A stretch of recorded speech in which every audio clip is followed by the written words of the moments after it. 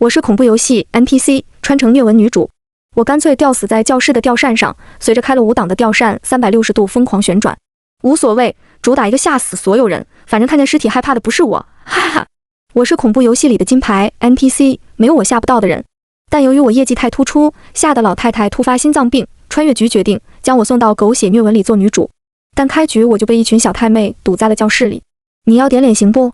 顾琛是我们姚姐看上的男人，你哪来的脸勾引他呢？看着老实巴交的，咋那么贱呢？3、4个染着彩色头发的小太妹推推搡搡的将我推到了教室角落里。为首的红发女对着我吐了口烟圈，漫不经心地问：知道我们为什么打你吗？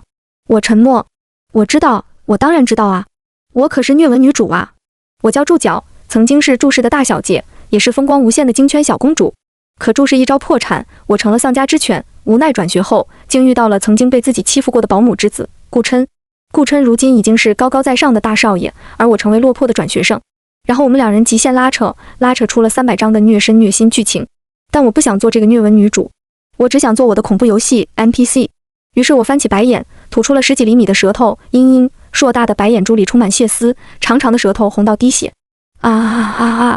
下一秒，惊惧的尖叫声充斥整间教室，霸凌女们吓得四处逃窜，发疯似的逃离了教室。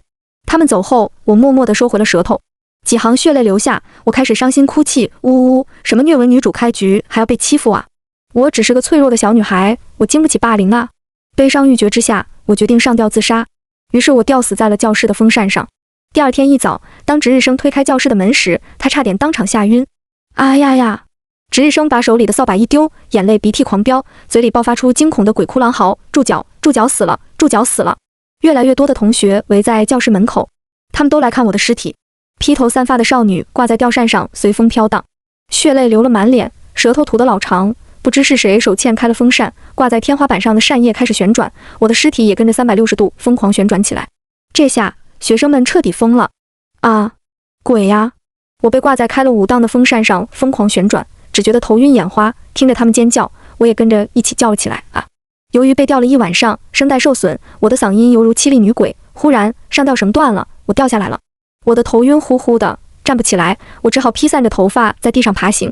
我的嘴里发出犹如锯木头般沙哑难听的声音，干嘛呢？怎么那么多人啊？学生们瞬间炸开了，一些女生吓得脸色煞白，头脑眩晕，浑身剧烈颤抖。鬼呀！尖叫声充斥着整间教室，学生们一窝蜂地往教室门口钻。我一眼就认出了昨天那个红发霸凌女，她落在了后面，也拼命地往教室门口钻。我从身后拍了拍她的肩膀，哈喽，姚姐，早上好。霸凌女身体一顿，随后剧烈颤抖起来，慢慢回过头来，与满脸血泪的我对视。片刻后，她一屁股瘫坐在地上，哭嚎起来：对不起，对不起，祝角，我错了，别找我了，你别找我了。她大概以为我死了，其实我也纳闷，我明明应该死了的，难道这就是虐文女主的金手指吗？伤得再重也死不掉。最后校医也来了，校医毕竟是学医的，不信鬼神，一眼就看出我是活人。误会解开后，班里的同学们便冷静下来了。祝角，你有病是吧？吓唬人很好玩吗？你知不知道婷婷刚刚被你吓成什么样了？亏我还觉得你挺单纯可爱的，结果你跟我们玩这一出，无语了。被欺负也不是没原因的，你这种人就是活该。越来越多的谩骂声充斥在我耳边，同学们像是看见了什么垃圾一样，厌恶与嫌弃的目光不断地扫过我，刺得我耳朵生疼。他们慢慢扶起被撞倒的桌椅，却故意将垃圾丢到我的脚下。我感到很不爽，好想吓死他们。就在我步步后退，准备再来一次当场撞墙时，一道男生叫住了我。祝角！一个面色冷冽的男生站在班级门口，他皮肤白皙，五官如刀刻般，却带着些慵懒又淡漠的气质。待触及到我的目光时，男生拧了拧眉，嫌恶道：别再耍这些小手段了，祝角，现在的你只会让我觉得像个小丑。说罢，男生转身就走。原本安静的班级忽然爆发出一阵哄笑，笑死我了。祝角想引起顾琛的注意，结果在人家眼里就是个小丑，哈哈。刚刚顾琛看着祝角的表情，就像看一只苍蝇似的，哈哈，好爽。祝角这种人就该这样对他。伴随着哄笑声，霸凌女姚姐又带着她的小团体过来了。祝角，你是不是找死啊？姚姐咬牙切齿地拽着我的校服，把我往教室外面拽，走，带她去天台，看我今天治不死她。我像只猴子一样，当众被姚姐拎到了天台上。当然，也有不少看热闹的学生举着手机在天台门口录像。几个霸凌女把我往天台边上一推，双手环胸，冷冷哼笑：祝角，没招了吧？姚姐嘴里叼着烟，猛吸一口，敢当众吓唬我，害我出了丑，哼！说罢，姚姐指了指自己的脚，朝着我挑眉一笑：这样吧，住脚，你要么跪下给我磕10个头，要么从这里跳下去，你选吧。姚姐此言一出，不光是几个霸凌女，就连周围看热闹的学生也都沸腾了，快磕头，磕头！哈哈哈哈，干脆跳下去好了。不是喜欢装鬼吓人吗？那怎么不去死呢？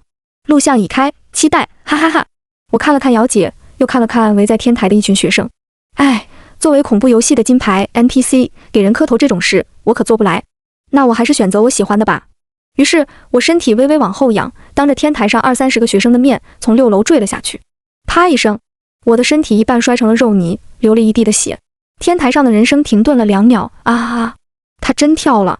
救命啊！我不会摊上命案吧？啊！好吓人！学生们吓得四处逃窜，尖叫声、哭喊声不绝于耳。姚姐一屁股跌坐在地，眼泪狂流。不，我没有想让他死，是他自己跳下去的。我不要坐牢，我不想坐牢。似乎想到了什么，姚姐哇一声嚎啕大哭。住脚！你就是个疯子，让你跳你就跳嘛，疯子！死了也要扯上我！啊！好吵啊！我拖着摔成一半肉泥的身体，慢慢从地上爬了起来，朝着天台上的姚姐挥了挥手。哈喽，姚姐，我已经跳下来喽。顶着姚姐睚眦欲裂的惊恐目光，我思考片刻，问：我已经跳了，所以能别霸凌我了不？警告！警告！检测到宿主做出极其危险、极其不符合现实的行为，请立即停止此行为，否则做抹杀处理。我身体一僵，一瞬间脑子里闪过无数种自己被抹杀的画面，最终还是决定乖乖听话，扮演一具尸体。我拖着快摔成肉泥的身体往地上一躺，双眼紧闭，俨然是一个合格的死人。而刚刚被监控录像录下的画面，大概也会被检测删除掉。住脚，他活了，诈尸了！姚姐在天台上扯着嗓子嚎哭，很快便引来了老师。清楚事态严重性的老师低头往下一看，一具摔得血肉模糊的尸体躺在地上，明显是已经死透了。老师浑身一僵，当即拿出手机报了警，并通知了我家人。做完一切后，他脸色极其难看地转过身怒斥：我告诉过你们什么？玩玩归玩玩，不要闹出事，你们却不听，非要逼死他。现在好了吧？还要我来给你们收拾烂摊子？是的，老师也是助纣为虐的霸凌者。他一直知道原主助教在班里受尽欺凌，却在助教向他寻求帮助时冷漠一笑，苍蝇不叮无缝的蛋。助教，你应该多反思反思自己才对，而不是埋怨其他同学。啊，他们说你是公交车，造你的黄谣。可是老师觉得这一类的谣言并非空穴来风，他们肯定是有什么实质性的证据才会这样说啊。班主任老师扶了扶眼镜，镜片后的眼睛闪烁着恶意与猜测的光。想到这里，我被恶心得浑身哆嗦，不顾系统的反对，坚持睁开了满是眼白的眼，对着天台上的班主任露出一个惊悚的笑，嘿嘿。班主任瞳孔微缩，吓得后退半步，却因为左脚绊了右脚，身体失去平衡，一下子也从天台上掉了下来。我兴奋至极，装死之时也不忘吹了个口哨。好啊，好啊，这还有人轮流送死呢。天台笑妈了，一天收获2个人头。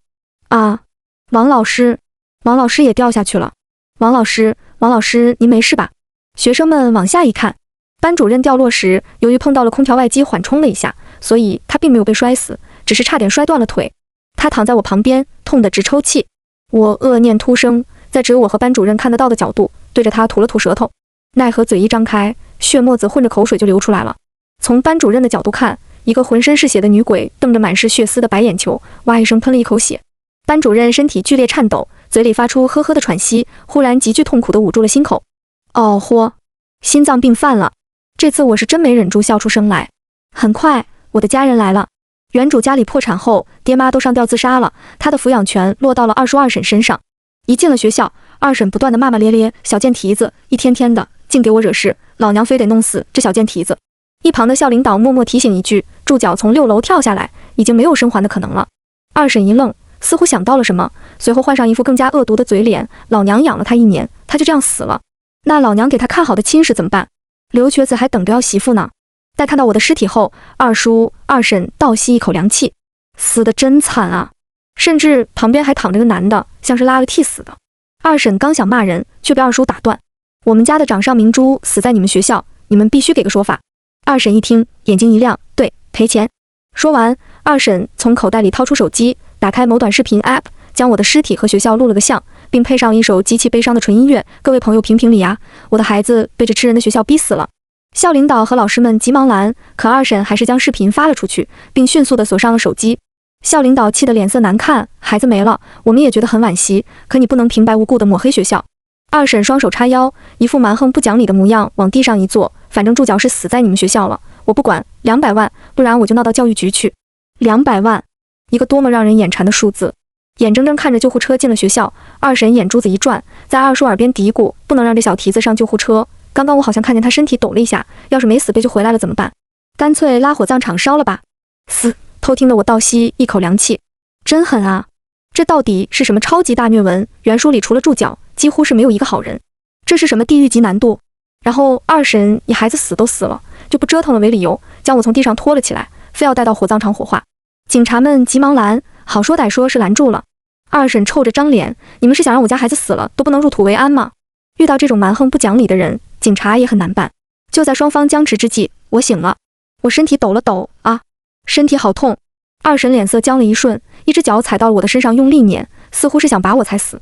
啊，好痛！二婶，别踩我了，我错了，我这就嫁给刘瘸子给你们赚彩礼。呜呜，别打我了，我听话就是了。现场乱了一瞬，随后医生们一把推开二叔、二婶，将我抬上了救护车。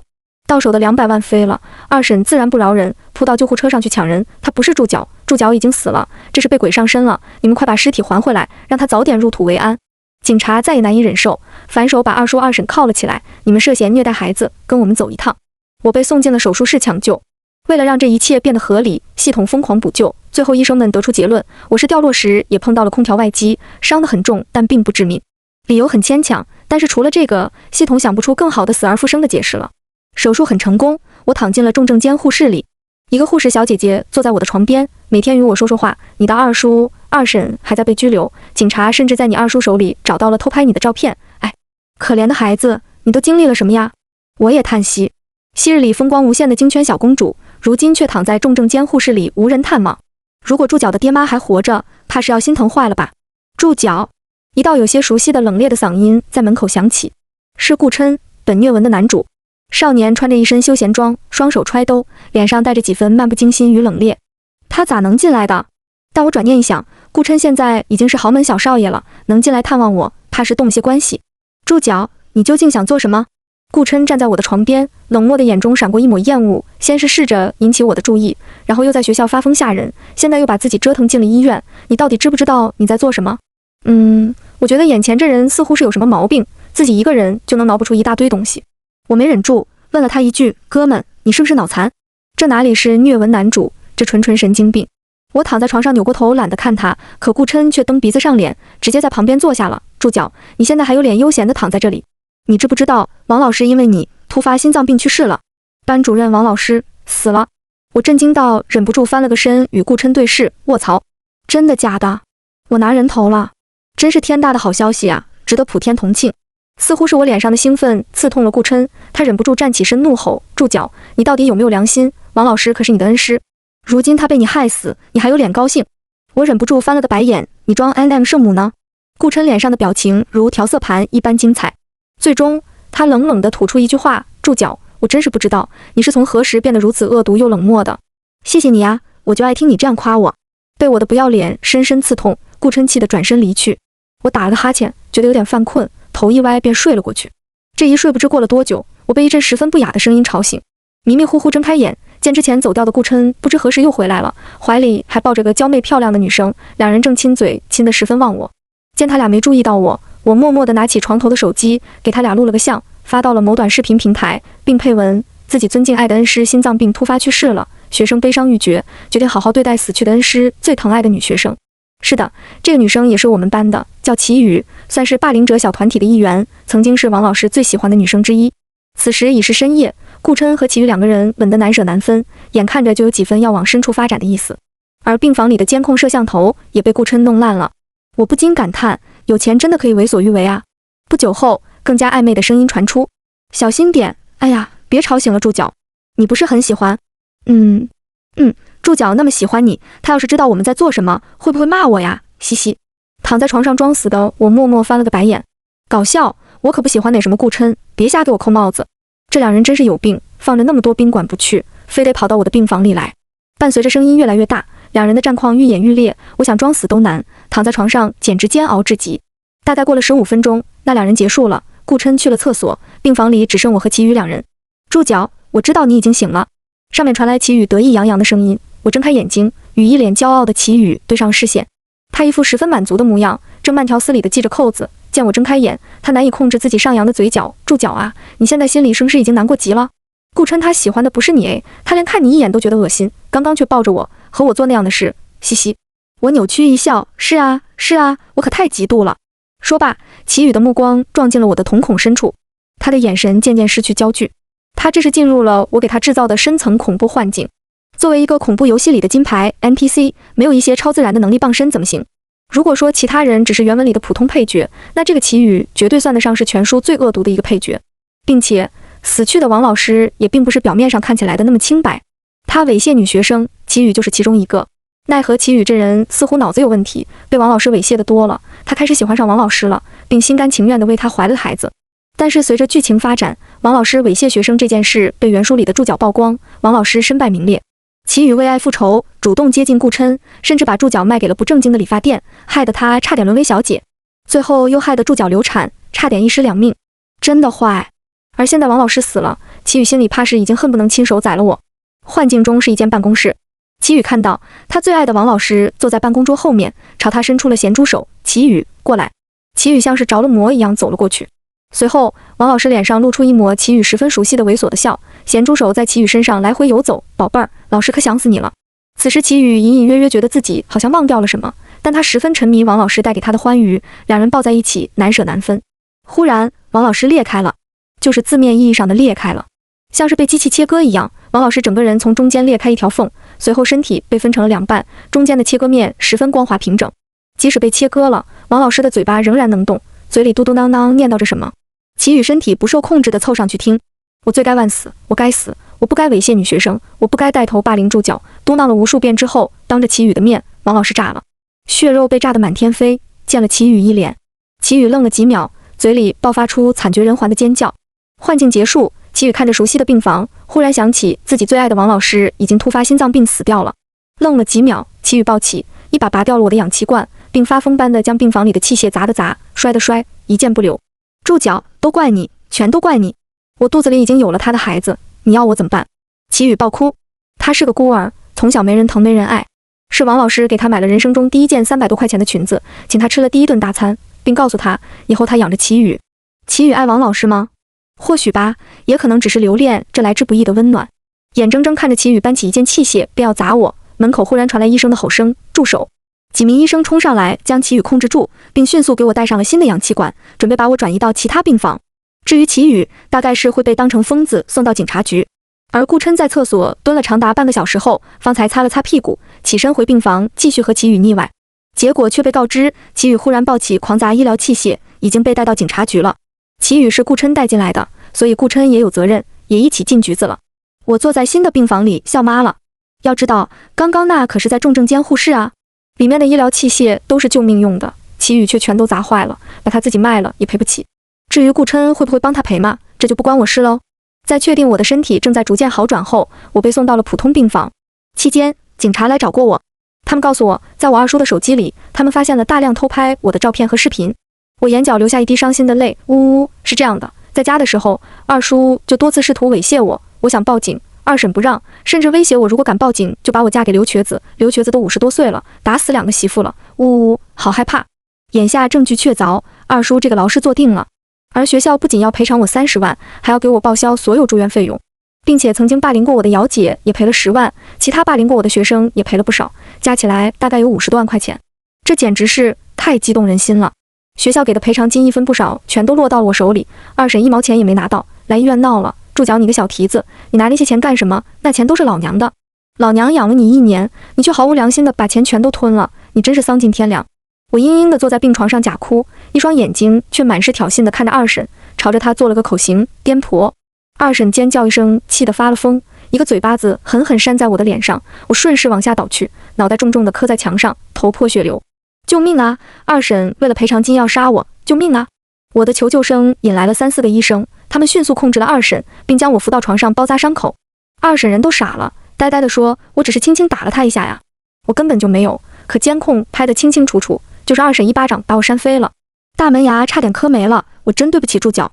于是医生们又报了警，二婶再次上了警车，这次等待她的不知道是什么。临走前，我听见医生们嘟嘟囔囔的吐槽，真不知道这个助教是怎么回事，怎么3天2头有人来医院闹啊？我十分不好意思地低下头。没办法，虐文女主吗？被同学霸凌，被家长殴打都是很常见的事情。我很庆幸自己这具身体现在才17岁，如果是个已婚的，说不定还要面临流产危机。在医院躺了几个月，我出院了。期间发生了不少事情。我和二婶彻底断绝了关系，因为我还有2个月就满18岁了，并且手上有50万块钱，已经有自主生存能力了。警察警告二婶，要是再敢来骚扰我，就不是在局子里关几天的事儿了。而顾琛和齐宇那边可就太精彩了。齐宇怀孕了，是王老师的，可她砸坏了价值100万的医疗器械，她只是个孤儿，她赔不起，所以她把主意打到了顾琛身上。她拿着被我偷拍并发到了短视频平台上的她和顾琛亲密的视频，找上了顾家，要求顾琛必须帮她赔偿那几百万，不然就打掉肚子里的孩子。我肚子里已经有了你们顾家的骨肉，你们要是不给我赔钱，我马上打掉他，让你们顾家断子绝孙。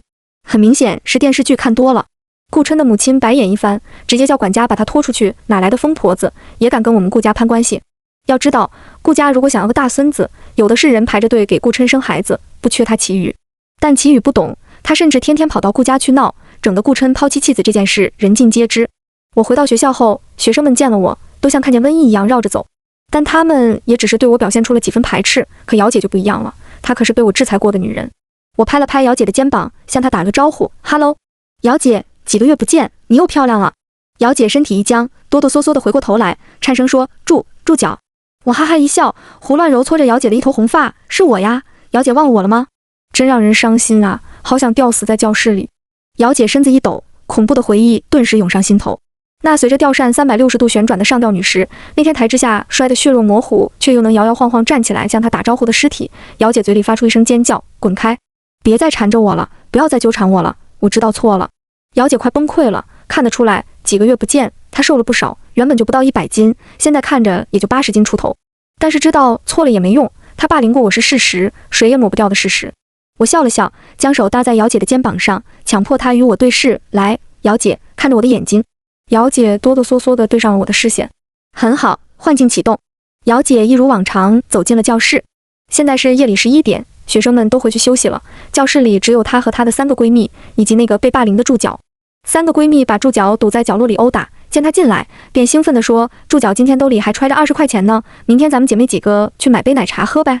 说完，她又是一巴掌甩在了助教脸上，助教却始终没有表情。姚姐觉得奇怪，以前助教挨打的时候总是哭哭啼啼的求饶，怎么今天没动静了？她刚想走上前去仔细看看，却忽然觉得脖子后面痒痒的，有东西在蹭自己。姚姐伸手摸了摸，摸到了硬硬的鞋底，鞋底怎么会蹭到她的脖子呢？姚姐身体一僵，不受控制地转过头去，只见原本被堵在角落里暴打的助教不知何时掉在了风扇上，尸体惨白发僵，眼球暴突，舌头拉到了脖子，大概是死了有些时候了。啊啊啊！姚姐疯了般的哭喊，却怎么也挪不开步子。身后传来闺蜜们悠悠的声音，姚姐，我们都掉在这里了，你怎么不来？不是要做一辈子的好闺蜜吗？你怎么还不来陪我们？3个闺蜜也齐齐掉在了教室的屋顶，一双双惨白的眼球死死盯着她。就差你了！如同催命的魔咒一般，姚姐嘴里发出崩溃的尖叫，推开教室门跑了出去。4楼的过道上，学生们亲眼看到姚姐发力会呆，突然开始发疯，推开走廊的窗子便跳了下去，砰一声摔在地上，鲜血直流。而那个备受欺凌的助教孤零零地站在原地，眼睁睁看着姚姐跳楼，却一言不发。那张姣好的脸上没有一丝一毫的表情，像一具木讷的死尸。姚姐进医院了，她也住进了重症监护室，性命虽然是保住了，但却失去了双腿，永远瘫痪了。我被带到了警局问话，可走廊上的监控却清晰地录下了我和姚姐之间发生的所有事。我只是拍了拍姚姐的肩膀，揉了揉姚姐的头发而已，并且从口型来看，我们之间并没有发生任何冲突。是姚姐精神病突然犯了，自己跳下去的。哎呀，可给我吓死了！我是个很脆弱的小女孩，不仅经不起霸凌，还不惊吓呢。警察叔叔看出了我的脆弱，很快就将我放了回去。但是曾经欺负殴打过我的，可不止姚姐一个人啊。姚姐的3个闺蜜深知这件事不简单，于是在一个深夜又将我堵在了教室里。助教，姚姐的事是不是你做的？我坐在椅子上，表情显得有些无辜。没有啊，我只是和姚姐叙旧，我没有对她做什么哦。卷发女暴怒，冲上来便要殴打我。助教，你别以为我们怕了你，我告诉你，敢折我姐妹翅膀，我定要毁你整个天堂。听了这话，我总觉得脚趾头有些发痒。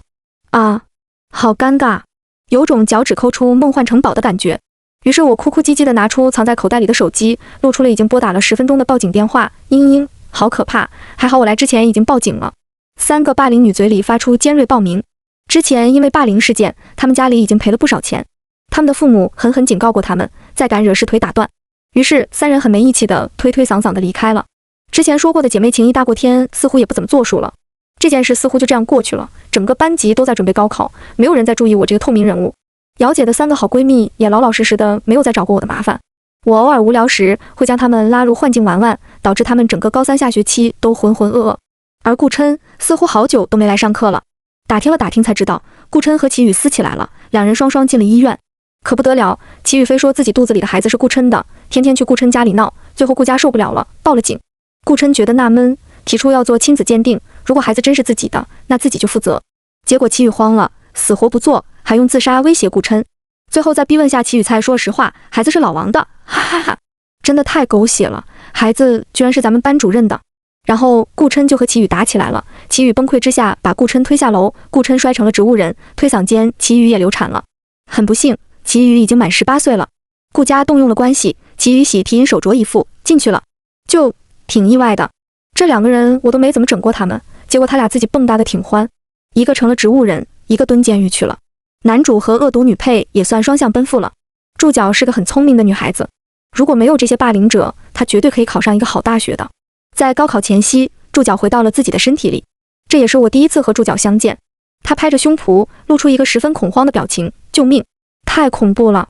你所在的世界有鬼也就算了，为什么还有丧尸啊？你知道我天天醒来看到一被窝鬼有多害怕吗？我疑惑歪头，这有啥可怕的？祝角，你也太脆弱了吧！祝角哭唧唧，谁和你似的，把虐文完成了爽文啊？二叔蹲大牢，二婶没了收入来源，跑去给人做小三，结果被原配打个半死。顾琛成了植物人，齐宇也去蹲了大牢。曾经猥亵自己的班主任死了，姚姐腿断了，整日精神疯癫，彻底告别了学业。而其他助纣为虐的霸凌者，时不时来个幻境1日游，就好像进入了恐怖无限流游戏一样，一天在幻境里死7、8次，再也无心高考。我笑着拍了拍祝角的肩膀，角啊，还有1个月就高考了，咱们换回来吧。那些傻逼我已经帮你除掉了，接下来就看你自己喽。祝角低下头，忽然哭了，谢谢你，真的谢谢你，如果没有你，如果没有你，我还是那个在泥沼里挣扎的虐文女主。哭了好一会儿，祝角擦了擦眼泪，姐妹，我还不知道你叫什么名字。我轻啧了声，揉了揉祝角的头发，我叫楚佑，记住哈。祝角重重地点了点头。后面吗？祝角考上一所很不错的大学，我也没什么好担心的，他手上还有50万，就算毕业后找不到工作，也能做做小生意。总之，不死他就行。而我又回到了恐怖游戏里，继续做金牌 NPC， 直到有一天，我又不小心把一个老头吓晕了。滴滴滴，重大违纪行为，检测到 NPC 楚佑吓晕老头，即将启动虐文系统，对楚佑实施惩罚。我叉腰骂人，没完没了是吧？还没骂完便眼前一黑，我又被传送进了新的虐文。